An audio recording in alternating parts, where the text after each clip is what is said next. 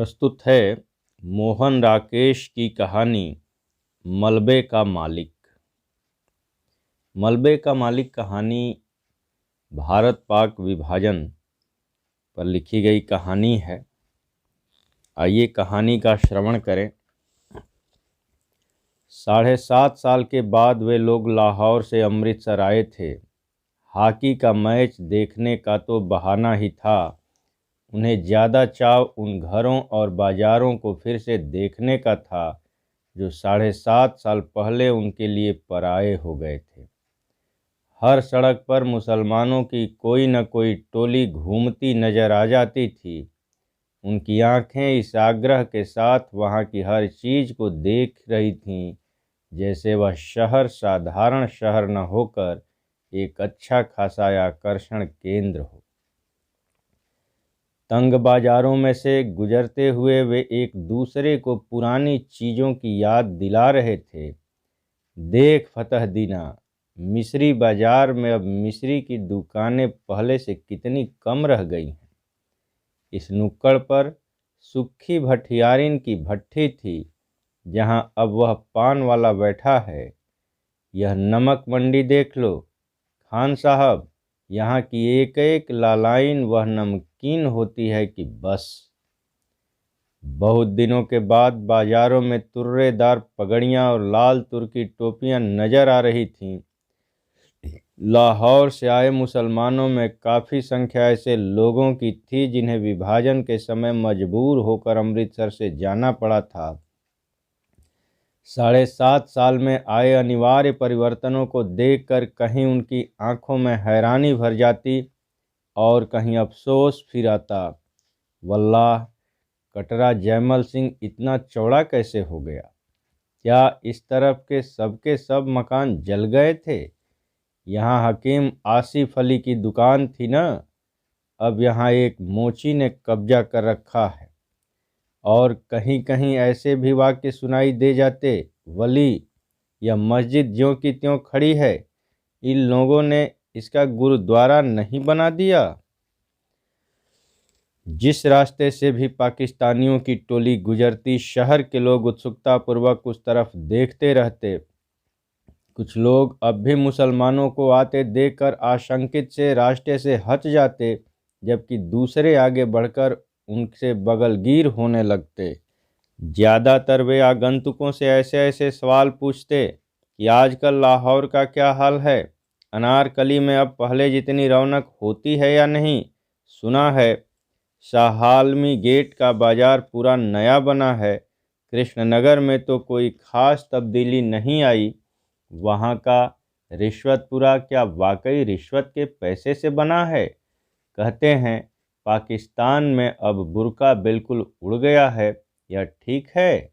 इन सवालों में इतनी आत्मीयता झलकती थी कि लगता था लाहौर एक शहर नहीं, हजारों लोगों का सगा संबंधी है जिसके हाल जानने के लिए वे उत्सुक हैं। लाहौर से आए लोग उस दिन शहर भर के मेहमान थे जिनसे मिलकर और बातें करके लोगों को बहुत खुशी हो रही थी।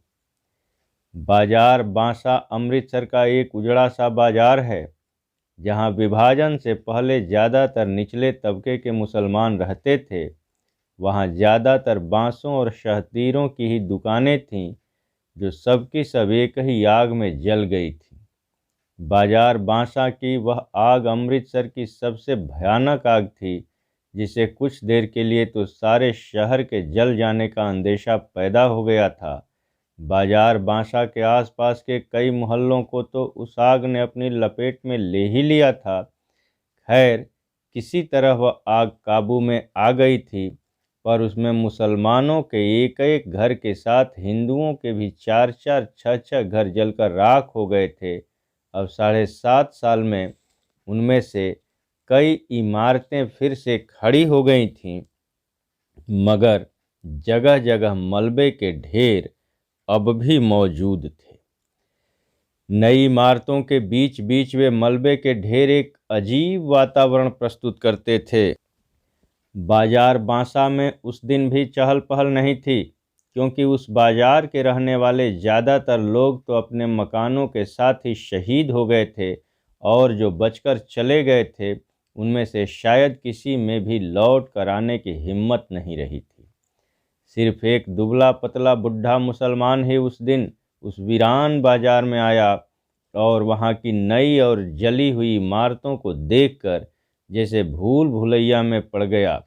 बाईं तरफ जाने वाली गली के पास पहुंचकर उसके पैर अंदर मुड़ने को हुए, मगर फिर वह हिचकिचा कर वहाँ बाहर ही खड़ा रह गया, जैसे उसे विश्वास नहीं हुआ कि यह गली वही है जिसमें वह जाना चाहता है। गली में एक तरफ कुछ बच्चे कीड़ी कीड़ी खेल रहे थे, और कुछ फासले पर दो स्त्रियां ऊंची आवाज में चीखती हुई एक दूसरे को गालियां दे रही थीं। सब कुछ बदल गया, मगर बोलियां नहीं बदलीं। बूढ़े मुसलमान ने धीमे स्वर में अपने से कहा और छड़ी का सहारा लिए खड़ा रहा। उसके घुटने पाजामे से बाहर को निकल रहे थे। घुटनों से थोड़ा ऊपर शेरवानी में 3-4 पैबंद लगे थे। गली से एक बच्चा रोता हुआ बाहर आ रहा था। उसने उसे पुचकारा, इधर आ बेटे, आ, तुझे चिज्जी देंगे, आ। और वह अपनी जेब में हाथ डालकर उसे देने के लिए कोई चीज़ ढूंढने लगा। बच्चा एक क्षण के लिए चुप रह गया, लेकिन फिर उसी तरह होंठ बिसूर कर रोने लगा। एक 16-17 साल की लड़की गली के अंदर से दौड़ती हुई आई और बच्चे को बाँह से पकड़कर गली में ले चली। बच्चा रोने के साथ साथ अब अपनी बाँह छुड़ाने के लिए मचलने लगा। लड़की ने उसे अपनी बाहों में उठाकर साथ सटा लिया और उसका मुंह चूमती हुई बोली, चुप कर कसम खाने, रोएगा तो वह मुसलमान तुझे पकड़ कर ले जाएगा। कह रही हूँ चुप कर। बूढ़े मुसलमान ने बच्चे को देने के लिए जो पैसा निकाला था वह उसने वापस जेब में रख लिया। सिर से टोपी उतार कर वहाँ थोड़ा खुजलाया और टोपी अपनी बगल में दबा ली। उसका गला खुश्क हो रहा था और घुटने थोड़ा कांप रहे थे। उसने गली के बाहर की एक बंद दुकान के तख्ते का सहारा ले लिया और टोपी फिर से सिर पर लगा ली। गली के सामने जहां पहले ऊंचे ऊंचे शहतीर रखे रहते थे, वहां अब एक तिमंजिला मकान खड़ा था। सामने बिजली के तार पर दो मोटी मोटी चीलें बिल्कुल जड़ सी बैठी थीं। बिजली के खंभे के पास थोड़ी धूप थी। वह कई पल धूप में उड़ते जर्रों को देखता रहा। फिर उसके मुंह से निकला, या मालिक। एक नवयुवक चाबियों का गुच्छा घुमाता गली की तरफ आया। बुढ़े को वहां खड़े देखकर उसने पूछा, कहिए मियाँ जी, यहाँ किस लिए खड़े हो? बूढ़े मुसलमान को छाती और बाहों में हल्की सी कंपकंपी महसूस हुई। उसने होठों पर जबान फेरी और नवयुवक को ध्यान से देखते हुए कहा, बेटे, तेरा नाम मनूरी है न? नवयुवक ने चाबियों के गुच्छे को हिलाना बंद करके अपनी मुट्ठी में ले लिया और कुछ आश्चर्य से के साथ पूछा, आपको मेरा नाम कैसे मालूम है? 7.5 साल पहले तू इतना सा था। कहकर बुढ़े ने मुस्कुराने की कोशिश की। आप आज पाकिस्तान से आए हैं? हाँ, पहले हम इसी गली में रहते थे, बुढ़े ने कहा। मेरा लड़का चिराग दिन तुम लोगों का दर्जी था। तकसीम से 6 महीने पहले हम लोगों ने यहाँ अपना नया मकान बनवाया था। ओ गनी मियाँ, मनोरी ने पहचान कर कहा। हाँ बेटे, तुम लोगों का गनी मियाँ हूँ। चिराग और उसके बीवी बच्चे तो अब मुझे मिल नहीं सकते, मगर मैंने सोचा कि एक बार मकान की ही सूरत देख लूँ। बुढ़े ने टोपी उतारकर सिर पर हाथ फेरा और अपने आंसुओं को बहने से रोक लिया। तुम तो शायद काफ़ी पहले यहाँ से चले गए थे, मनोरी के स्वर में संवेदना भर आई। हाँ बेटे, यह मेरी बदबख्ती थी कि मैं अकेला पहले निकलकर चला गया था। यहाँ रहता तो उसके साथ मैं भी। कहते हुए उसके एहसास हुआ कि यह बात उसे नहीं करनी चाहिए। उसने बात को मुंह में रोक लिया, और आंखों में आए आंसुओं को नीचे बह जाने दिया।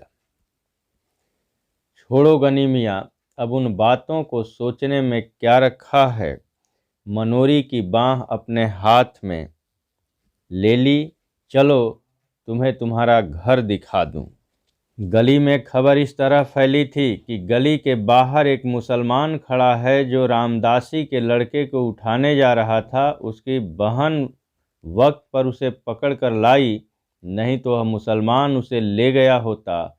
यह खबर मिलते ही जो स्त्रियां गली में पीढ़े बिछाकर बैठी थीं, वे पीढ़े उठाकर घरों के अंदर चली गई। गली में खेलते बच्चों को भी उन्होंने पुकार पुकार कर घरों के अंदर बुला लिया। मनोरी गनी को लेकर गली में दाखिल हुआ तो गली में सिर्फ एक फेरी वाला रह गया था, या रखा पहलवान जो कुएं पर उगे पीपल के नीचे बिखर कर सोया था।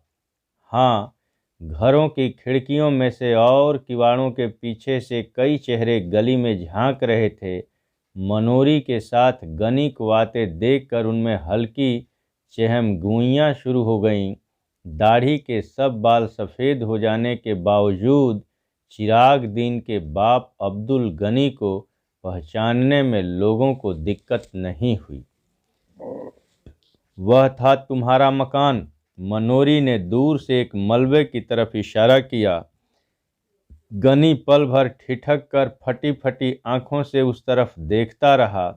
चिराग और उसके बीवी बच्चों की मौत को वह काफ़ी पहले स्वीकार कर चुका था, मगर अपने नए मकान को इस शक्ल में देखकर उसे जो झुरझुरी हुई, उसके लिए वह तैयार नहीं था। उसकी जबान पहले से और खुश्क हो गई और घुटने भी ज़्यादा कांपने लगे। यह मलबा? उसने अविश्वास के साथ पूछ लिया। मनोरी ने उसके चेहरे के बदले हुए रंग को देखा। उसकी बाँह को थोड़ा और सहारा देकर जड़ से स्वर में उत्तर दिया, तुम्हारा मकान उन्हीं दिनों जल गया था। गनी छड़ी के सहारे चलता हुआ किसी तरह मलबे के पास पहुंच गया। मलबे में अब मिट्टी ही मिट्टी थी, जिसमें से जहां तहां टूटी और जली हुई ईंटें बाहर झांक रही थीं। लोहे और लकड़ी का सामान उसमें से अब कब का निकाला जा चुका था। केवल एक जले हुए दरवाजे का चौखट न जाने कैसे बचा रह गया था। पीछे की तरफ दो जली हुई अलमारियां थीं, जिनकी कालिख पर अब सफ़ेदी की हल्की हल्की तह उभर आई थी। उस मलबे को पास से देखकर गनी ने कहा, यह बाकी रह गया है यह, और उसके घुटने जैसे जवाब दे गए और वह वहीं जले हुए चौखट को पकड़कर बैठ गया। क्षण भर बाद उसका सिर भी चौखट से जा सटा और उसके मुंह से बिलखने की सी आवाज़ निकली, हाय ओए चिराग दीन। जले हुए किवाड़ का वह चौखट मलबे में से निकाले 7.5 साल खड़ा तो रहा था, पर उसकी लकड़ी बुरी तरह भुरभुरा गई थी। गनी के सिर के छूने से उसके कई रेशे झड़ने लगे। कुछ रेशे गनी की टोपी और बालों पर आ पड़े। उन रेशों के साथ एक केंचुआ भी नीचे गिरा, जो गनी के पैर से 6-8 इंच दूर नाली के साथ साथ बनी ईंटों की पटरी पर इधर उधर सरसराने लगा। वह छिपने के लिए सुराख ढूंढता हुआ जरा सा सिर उठाता, पर कोई जगह न पाकर एक बार सिर पटकने के बाद दूसरी तरफ मुड़ जाता। खिड़कियों से झांकने वाले चेहरों की आवाज़ अब पहले से कहीं ज़्यादा हो गई थी। उनमें चिमेगोइयाँ चल रही थीं कि आज कुछ न कुछ ज़रूर होगा। चिराग दीन का बाप गनी आ गया है, इसलिए 7.5 साल पहले की वह सारी घटना आज अपने आप खुल जाएगी। लोगों को लग रहा था जैसे वह मलबा ही गनी को सारी कहानी सुना देगा कि शाम के वक्त चिराग ऊपर के कमरे में खाना खा रहा था। जब रखे पहलवान ने उसे नीचे बुलाया, कहा कि वह 1 मिनट आकर उसकी बात सुन ले। पहलवान उन दिनों गली का बादशाह था। वहाँ के हिंदुओं पर ही उसका काफ़ी दबदबा था। चिराग तो खैर मुसलमान था। चिराग हाथ का कौर बीच में ही छोड़कर नीचे उतर आया। उसकी बीवी जुबैदा और दोनों लड़कियां किश्वर और सुल्ताना खिड़कियों के नीचे झांकने लगी। चिराग ने ड्योढ़ी से बाहर कदम रखा ही था कि पहलवान ने उसे कमीज के कॉलर से पकड़कर अपनी तरफ खींच लिया और गली में गिराकर उसकी छाती पर चढ़ बैठा। चिराग उसका छुरे वाला हाथ पकड़कर चिल्लाया, रखे पहलवान, मुझे मत मार, हाय कोई मुझे बचाओ। ऊपर से जुबैदा, किश्वर और सुल्ताना भी हताश स्वर में चिल्लाई और चीखती हुई नीचे ड्योढ़ी की तरफ दौड़ी। रखे के एक शागिर्द ने चिराग की जद्दोजहद करती बाहें पकड़ लीं और रखा उसकी जांघों को अपनी घुटने से दबाए हुए बोला, चीखता क्यों है भेड़ के, तुझे मैं पाकिस्तान दे रहा हूँ, ले पाकिस्तान। और जब तक जुबैदा, किश्वर और सुल्ताना नीचे पहुंची, चिराग को पाकिस्तान मिल चुका था। आसपास के घरों की खिड़कियां तब बंद हो गई थीं। जो लोग इस दृश्य के साक्षी थे, उन्होंने दरवाजे बंद करके अपने को इस घटना के उत्तरदायित्व से मुक्त कर लिया था। बंद किवाड़ों में भी उन्हें देर तक जुबैदा, किश्वर और सुल्ताना के चीखने की आवाज़ें सुनाई देती रहीं। रखे पहलवान और उसके साथियों ने उन्हें भी उसी रात पाकिस्तान दे दिया, मगर दूसरे तबील रास्ते से उनकी लाशें चिराग के घर में न मिलकर बाद में नहर के पानी में पाई। 2 दिन चिराग के घर की छानबीन होती रही थी। जब उसका सारा सामान लूटा जा चुका तो न जाने किसने उस घर को आग लगा दी थी। रखे पहलवान ने तब कसम खाई थी कि वह आग लगाने वाले को जिंदा जमीन में गाड़ देगा, क्योंकि उस मकान पर नज़र रखकर ही उसने चिराग को मारने का निश्चय किया था। उसने उस मकान को शुद्ध करने के लिए हवन सामग्री भी ला रखी थी, मगर आग लगाने वाले का तब से आज तक पता नहीं चल सका था। अब 7.5 साल से रखा उस मलबे को अपनी जायदाद समझता आ रहा था। यहाँ जहाँ न वह किसी को गाय भैंस बांधने देता था और न ही खोमचा लगाने देता था, उस मलबे से बिना उसकी इजाज़त के कोई एक ईंट भी नहीं निकाल सकता था। लोग आशा कर रहे थे कि यह सारी कहानी जरूर किसी न किसी तरह गनी तक पहुंच जाएगी, जैसे मलबे को देखकर ही उसे सारी घटना का पता चल जाएगा। और गनी मलबे की मिट्टी को नाखूनों से खोद खोद कर अपने ऊपर डाल रहा था और दरवाजे के चौखट को बाँह से लिए हुए रो रहा था। बोला, चिराग दीना, बोल तू कहाँ चला गया ओए, ओ किश्वर, ओ सुल्ताना, हाय मेरे बच्चे ओए, गनी को पीछे क्यों छोड़ दिया ओए। और भुरभुरे किवाड़ से लकड़ी के रेशे झड़ते जा रहे थे। पीपल के नीचे सोए रखे पहलवान को जाने किसी ने जगा दिया या वह खुद ही जाग गया, यह जानकर कि पाकिस्तान से अब्दुल गनी आया है और अपने मकान के मलबे पर बैठा है। उसके गले में थोड़ा झाग उठाया, जिससे उसे खांसी आ गई और उसने कुएं के फर्श पर थूक दिया। मलबे की तरफ देखकर उसकी छाती से धौंकनी की सी आवाज़ निकली और उसका निचला होंठ थोड़ा बाहर को फैल आया। गनी अपने मलबे पर बैठा है। उसके शागिर्द लच्छे पहलवान ने उसके पास आकर बैठते हुए कहा, मलबा उसका कैसे है, मलबा हमारा है। पहलवान ने झाग से घरघराई आवाज में कहा, मगर वह वहां बैठा है। लच्छे ने आंखों में एक रहस्यमय संकेत लाकर कहा, बैठा है, बैठा रहे, तू चिलम ला। रखे की टांगें थोड़ी फैल गईं और उसने अपनी नंगी जांघों पर हाथ फेर लिया। मनोरी ने अगर उसे कुछ बता दिया तो? लच्छे ने चिलम भरने के लिए उठते हुए उसी रहस्यमय ढंग से कहा, मनोरी की क्या शामत आई है। लच्छा चला गया। कुएं पर पीपल की कई पुरानी पत्तियां बिखरी थीं। रखा उन पत्तियों को उठा उठा कर अपने हाथों में मसलता रहा। जब लच्छे ने चिलम के नीचे पकड़ा कपड़ा लगाकर चिलम उसके हाथ में दे दी तो उसने कश खींचते हुए पूछा, और तो किसी से गनी की बात नहीं हुई? नहीं। ले। और उसने खांसते हुए चिलम लच्छे के हाथ में दे दी। मनोरी गनी की बाँह पकड़े मलबे के तरफ से आ रहा था। लच्छा उकड़ू होकर चिलम के लंबे लंबे कश खींचने लगा। उसकी आंखें आधा क्षण रखे के चेहरे पर टिकती और आधा क्षण गनी की तरफ लगी रहती। मनोरी गनी की बाँह थामे उसे एक कदम आगे चल रहा था, जैसे उसकी कोशिश हो कि गनी कुएं के पास से बिना रखे को देखे ही निकल जाए। मगर रखा जिस तरह बिखर कर बैठा था, उसे गनी ने उसे दूर से ही देख लिया। कुएं के पास पहुँचते न पहुँचते उसकी दोनों बाहें फैल गईं और उसने कहा, रखे पहलवान। रखे ने गर्दन उठाकर और आंखें जरा छोटी करके उसे देखा। उसके गले में अस्पष्ट सी घबराहट हुई, पर वह बोला नहीं। रखे पहलवान, मुझे पहचाना नहीं? गनी ने बाहें नीची करके कहा, मैं गनी हूँ, अब्दुल गनी, चिराग दीन का बाप।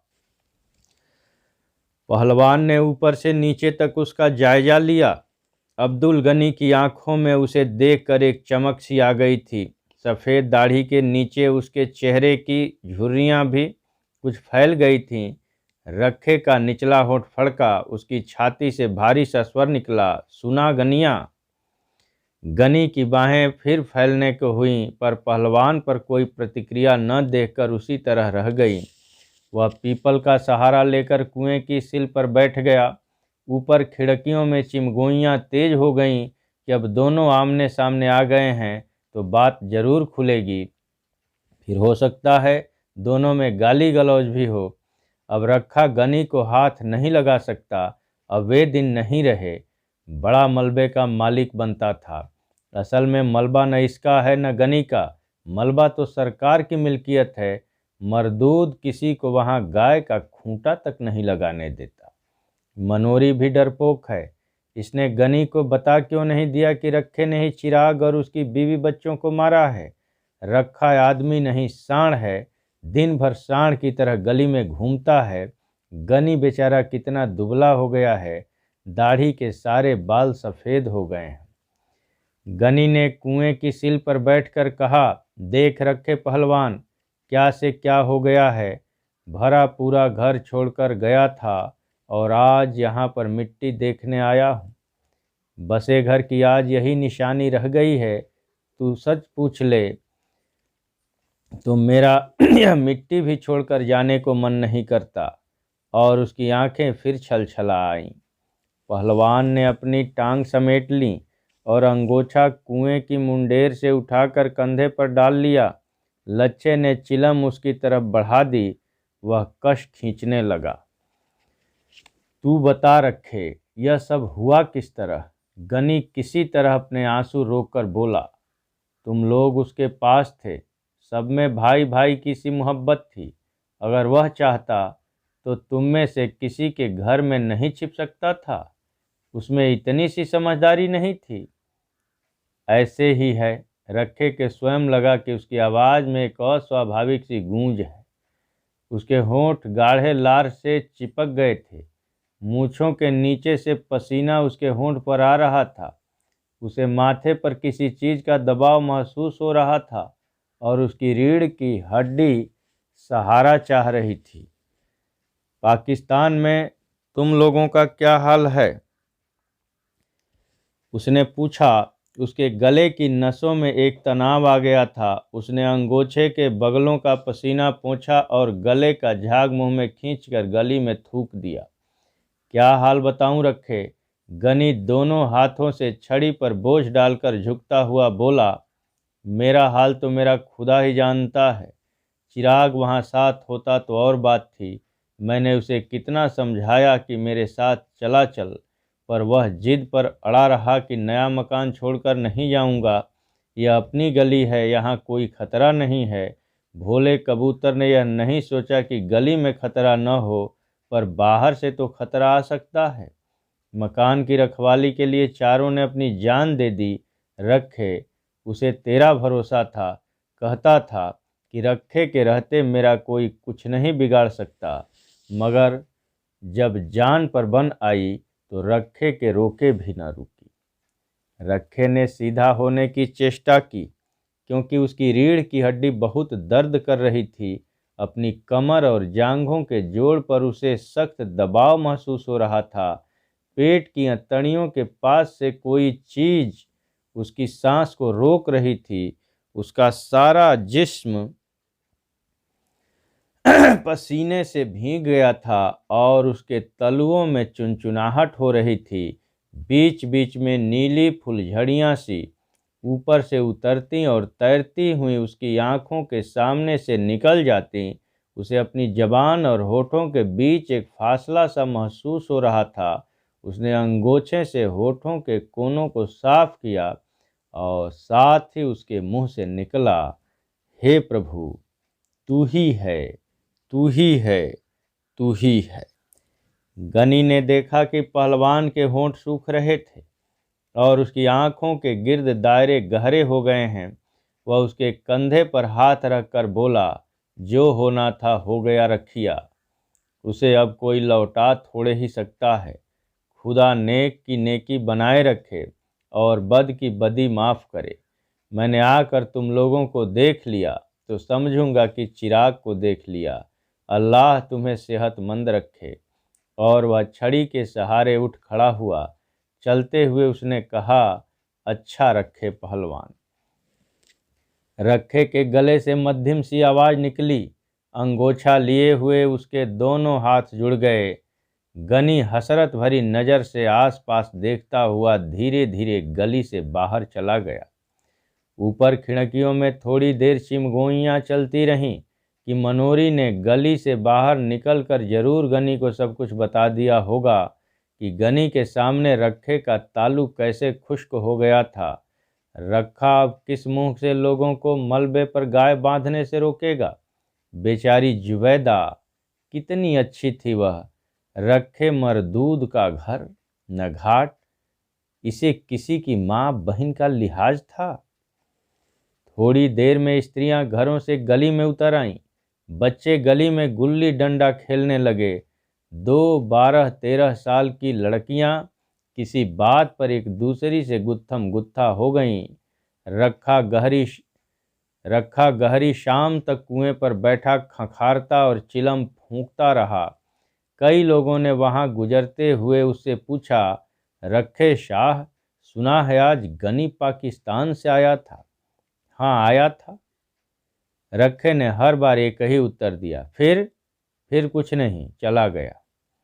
रात होने पर रखा रोज की तरह गली के बाहर बाईं तरफ की दुकान के तख्ते पर आ बैठा।